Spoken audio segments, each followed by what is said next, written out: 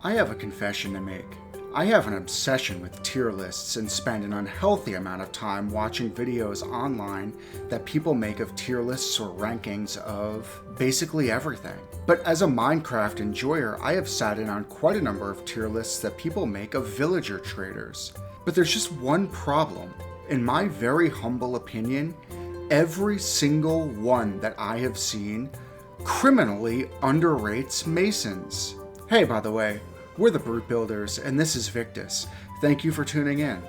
Today, I want to offer my defense of the Mason and explain as to why I think it's one of the best traders in Minecraft. But perhaps seeing is believing.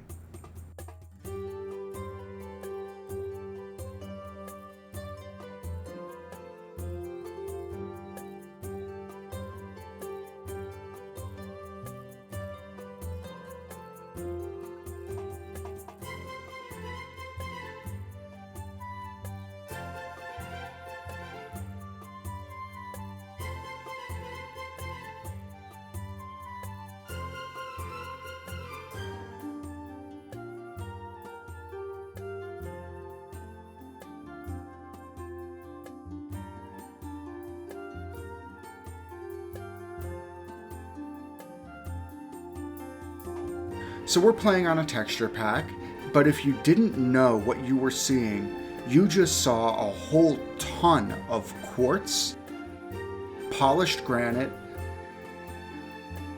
polished andesite, and polished diorite, as well as varying colors of terracotta and glazed terracotta used throughout our builds.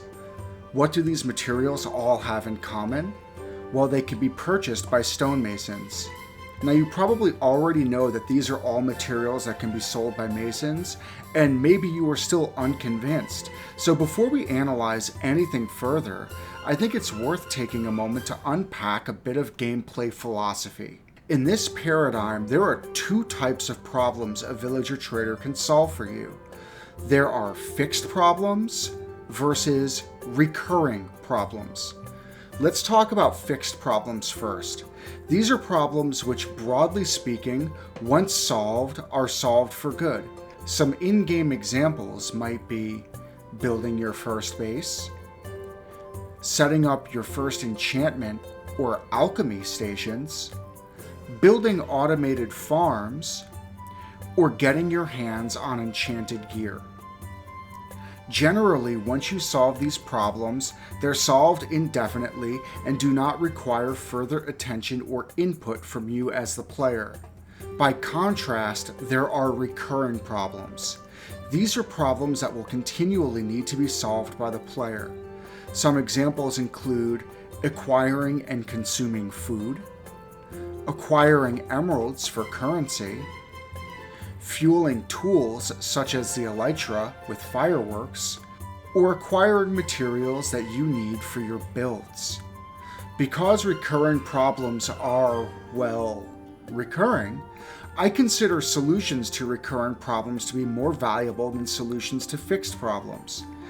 If you asked 10 players to describe Minecraft's endgame, you'd probably get 15 different answers. Most players will probably tell you that Minecraft's progression is skewed and has serious issues, to which I'd agree, but to me, there's only one description of Minecraft's endgame that makes any semblance of sense to me. You've killed the dragon, and you have your elytra, and you're all enchanted and geared out. What's left?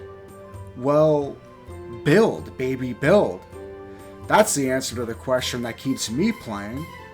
So if you think what I've been saying holds at least some merit, then I want to pose to you a question.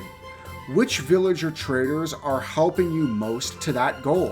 Which villager traders are most likely to help you solve recurring problems?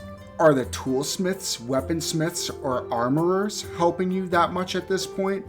What's the fisherman or butcher doing to help? Even the goated librarian. You're fully enchanted now, right? Lanterns and glass are nice, granted. Do you see where I'm going with this? If your primary objective after a certain point in progression, which can happen quite quickly depending on how you play, is building, Does any trader put more blocks on tap than the humble mason?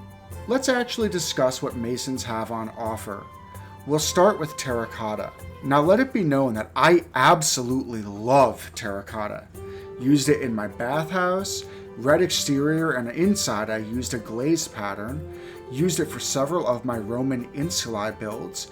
You can see red and white here, red and pink here, and pink on the Senate house with glaze on the floor. But despite all that, I could actually hear the argument against masons here. The problem is that there's such a huge variety of terracotta colors and options, especially when you're factoring the regular and glazed variants, that getting duplicates of the material you need can be a chore. As I showed before, I love red terracotta. So when I need industrial amounts of it, well, out of my 34 masons, I have 2 who sell red terracotta. This is still nice to supplement when I need piles of it, but quite often I still find myself flying out to the Badlands for a mining expedition.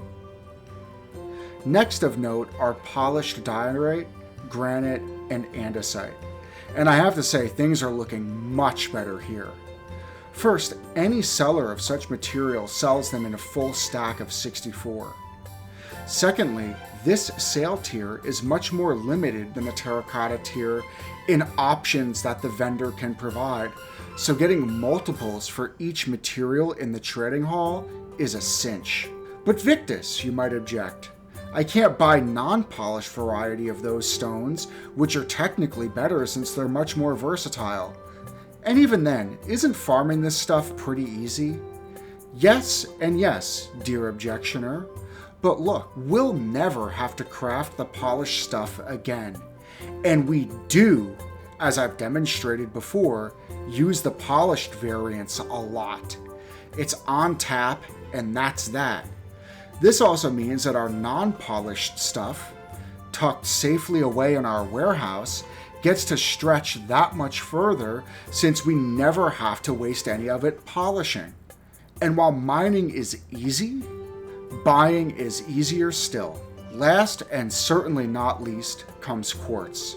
Every single master ranked mason sells both blocks and columns, but you should pretty much always buy blocks as they're more versatile. So it's no question that when you need industrial amounts of material, you can take a trip to the bank vault and then head up to the mall and buy as much material as you could possibly need. And no, I'm not about to hear that mining quartz is easier than this. I have the stats to prove it, I put in the time, and I'm here to report back that mining quartz is a nightmare. It has a terrible conversion ratio of quartz to block, to say nothing of the rigmarole of making the trip down to the nether and lugging everything back again and again and again. It's nowhere near as easy as buying the material in bulk when you need it, just like we do. Basically, this is my full argument, guys. After a certain point, even on survival, Minecraft's big gameplay loop, at least to us here at the Brute Builders, comes down to building. Masons help with that like no other when it comes to villager trades, so to me, they're easily an S-tier trader and criminally underrated by the community. If you're a heavy survival builder and never thought to make a mason trade hall, I would consider giving it a go. We certainly have not regretted it here. I wish you much success with your builds, and I'll catch you in the next one. Until then, this is Victus, signing off.